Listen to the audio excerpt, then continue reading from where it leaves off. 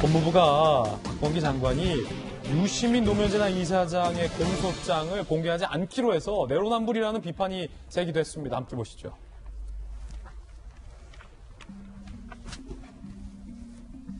자, 야당에서는 유시민 이사장에 대한 공소장 국회로 제출하라, 공개하라. 공소장은 노무현 정부 이후에 공개하는 것이 원칙으로 되어 있죠. 하지만 법무부 박상기가 아니라 박범계 법무부 장관은 거절을 했습니다. 인권 침해를 이유로 들었죠. 일반적인 경우 공소장은 지금까지 공개되어 왔는데요. 법무부가 선택적으로 공소장 공개 여부를 판단한다라는 비판이 제기됐고요. 법무부는 이렇게 해명하고 있습니다. 어떤 사건이든 첫 재판 전에 공소 요지만 제출한다. 그 후에는 원칙적으로 공소장 전부를 제출한다. 즉, 첫 재판 이전이기 때문에 공개할 수 없다라는 겁니다. 법무부의 해명도 현재 나와 있는 상황입니다. 그 가운데 박범계 법무부 장관이 야당에 의해서 고발당했습니다. 그 이유는 무엇일까요? 들어보시죠.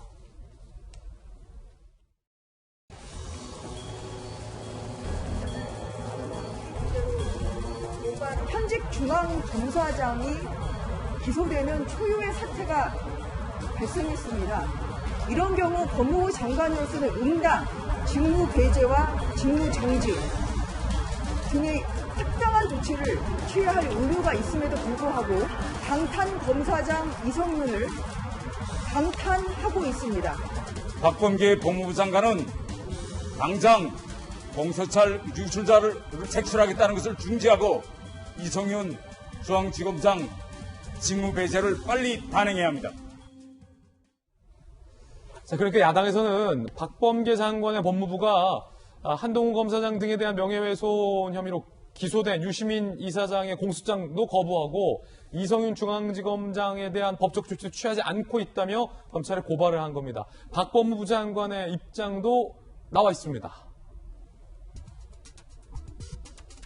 평면 비교, 끼워 맞추기식 비교, 사안을 왜곡한다, 정도껏 선을 넘는 행위를 경계해야 한다라고 반박하기도 했습니다. 이재명 기자, 이번 사안 어떻게 보십니까? 특히 공소장 공개 논란과 관련해서 어떻게 보세요?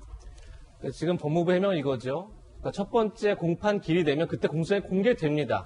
그렇기 때문에 그 이전이라면 공소장의 요지만 공개하는 게 맞다.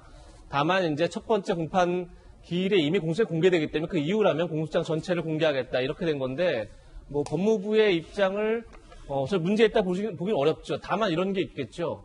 지금 울산시장 선거 개입 사건이 첫 공판 기일이 1년 4개월 만에 열렸습니다.